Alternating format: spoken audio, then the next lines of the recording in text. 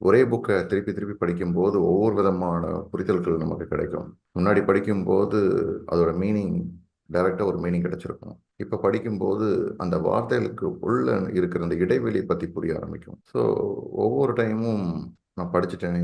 உதாரணத்துக்கு நானே வந்து யூ ஆர் த பிளஸிபோன்ற புக்கு வந்து முதல்ல படிக்க ஆரம்பிச்ச ஒரு புக். அந்த புக்கை படிக்க ஆரம்பிச்ச உடனே படிச்சாச்சு, இந்த புக்கு படிச்சாச்சு, அவ்வளோதான் அப்படின்னு எடுத்து வச்சிருக்கோம். ஆனால் திடீர்னு போய் டக்குன்னு நமக்கு அந்த ஒரு சிந்தனை வரும், ஓகே இதை போய் திருப்பி ரெஃபர் பண்ணுவோம். அதுக்கப்புறம் இந்த புக்கு படிச்சாச்சு அவ்வளோதானே அப்படின்னு சொல்லிட்டு அதை எடுத்து வச்சிடலாம் அப்படின்ற மாதிரியும் ஒரு சிந்தனை வந்தது. திருப்பி அந்த புக்கை திருப்பி படிக்கும்போது தான் பார்க்குறேன், அப்புறம் வேறு விதமான ஒரு கண்ணோட்டம் நமக்கு கிடைக்கும், ஒரு பெர்ஸ்பெக்டிவ். ஸோ புக்கு படிக்கிறதுன்றது வந்து மட்டும் கிடையாது.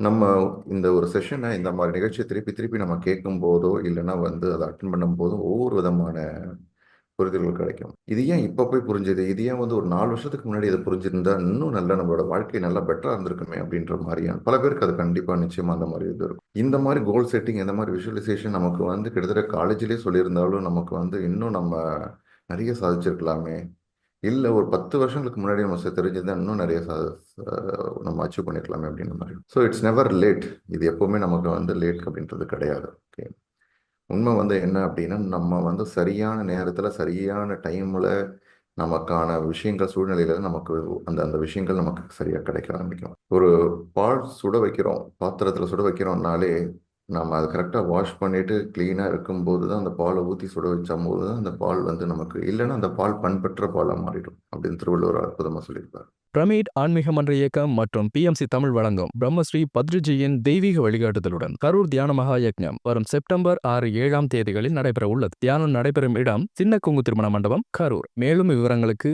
இங்கு கொடுக்கப்பட்டுள்ள எண்ணை தொடர்பு கொள்ளவும். அனுமதி இலவசம். அனைவரையும் அன்புடன் கரூர் தியான மகா யக்ஞத்திற்கு அழைக்கிறோம்.